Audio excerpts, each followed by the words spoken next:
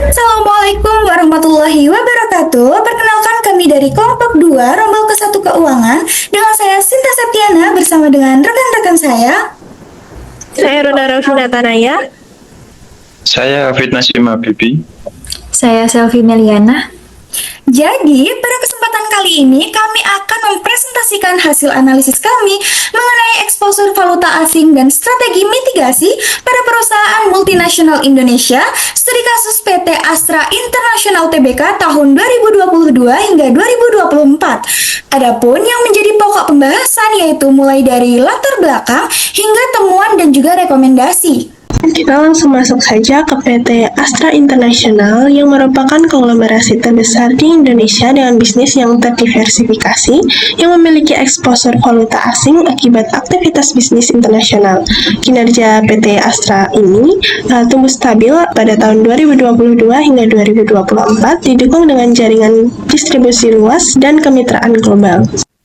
Selanjutnya, kami menganalisis eksposur valuta asing ASII yang berasal dari impor komponen, utang dalam bentuk USD dan JPY, serta aktivitas anak usaha luar negeri. Jadi selama 2022 hingga 2024, ASII ini konsisten berada pada posisi sak falas, yang berarti liabilitas falasnya lebih besar dibandingkan aset falasnya, sehingga pelemahan rupiah menjadi resiko utama yang dihadapi oleh perusahaan. Namun, ASII tetap memiliki natural hedge dari pendapatan ekspor batubara, CPO, dan juga emas. Kemudian kita beralih ke analisis volatilitas nilai tukar dan dampaknya terhadap laba ASII. Jadi selama tahun 2022 hingga 2024, kurs rupiah mengalami fluktuasi, terutama pelemahan pada tahun 2022 dan 2024, yang menyebabkan ASII mengalami rugi kurs pada tahun 2023 dan 2024. Akan tetapi, dampaknya terhadap EBIT ini masih relatif kecil, sehingga laba bersih perusahaan ini dapat tetap bertumbuh. Hal ini menunjukkan bahwa diversifikasi bisnis dan natural hedge dari ASII membuat ASII tetap tangguh dan mampu menjaga pertumbuhan labanya di tengah gejolak kurs. Baik, lanjut di bagian 5 mengenai strategi lindung nilai atau hedging.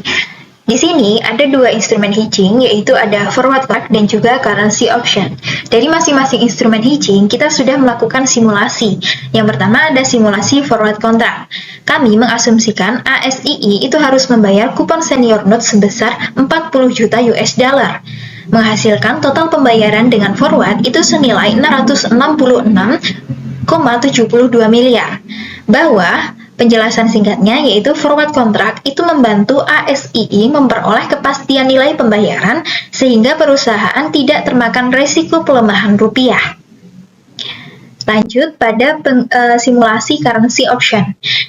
Menyatakan bahwa total premi yang harus dibayarkan itu senilai 12,97 miliar. Jadi currency option ini memiliki keunggulan, yaitu memberikan fleksibilitas apabila kurs pasar lebih menguntungkan dan juga mengurangi risiko overhedging. Sedangkan kelemahannya yaitu dia memiliki biaya yang lebih mahal karena adanya premi option tadi senilai 2%. Nah, dari sini kita merekomendasikan strategi hedging ASII yaitu dengan forward contract untuk kewajiban utang jangka pendek, currency option untuk impor dengan volume tidak pasti, dan natural hedge yaitu melalui pendapatan ekspor batubara, CPO, emas, dan juga kendaraan. Selanjutnya kita masuk ke kerangka analisis pasar. Vietnam kami pilih karena pertumbuhan ekonominya tinggi, populasi besar, dan iklim investasi yang mendukung ekspansi Astra. Politiknya stabil dengan sistem satu partai dan kebijakan dari Mei yang pro investasi asing, memberi kepastian regulasi jangka panjang. Ekonominya tumbuh 7,09% di 2024, inflasi 3,62%, dan FDI 25,35 miliar dolar US. Ini langsung mendorong permintaan kendaraan dan alat berat. Populasi Vietnam 101 juta jiwa, tapi kepemilikan mobil baru hanya sekitar 9% per rumah tangga. Potensi pasarnya masih sangat besar. Kemudian penetrasi internet mencapai 79,1% dengan 77 juta pengguna, mendukung strategi digital Astrapay. Target net zero 2050 selaras dengan pengembangan kendaraan listrik Astra. Kemudian indeks korupsi di level 40. Jadi kepatuhan regulasi dan kemitraan lokal tetap penting. Masuk ke matriks penilaian risiko negara.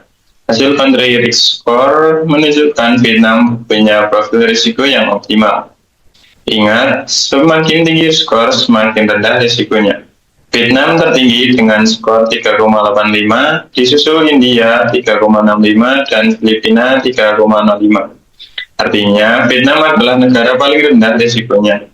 Keunggulannya terletak pada stabilitas politik, pertumbuhan ekonomi, dan potensi pasar. Kelemahannya terletak pada instrumen hedging untuk dong terbatas dan tantangan kepatuhan hukum.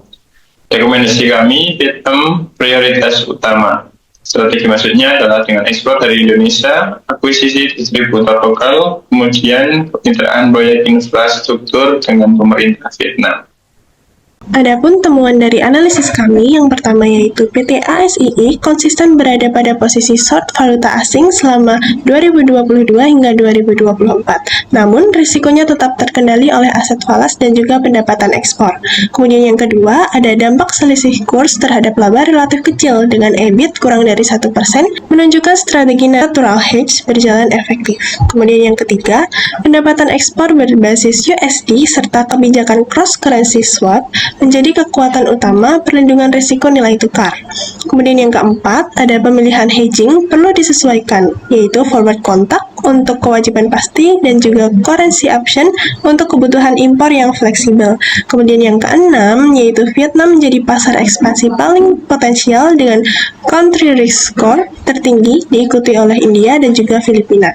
Adapun rekomendasi strategisnya yaitu diantaranya formalisasi kebijakan hedging, optimalisasi rolling forward hedging, penguatan natural hedge, prioritas ekspansi ke Vietnam, serta peningkatan transparansi pengungkapan risiko valuta asing kepada investor. Berikut merupakan referensi yang kami gunakan.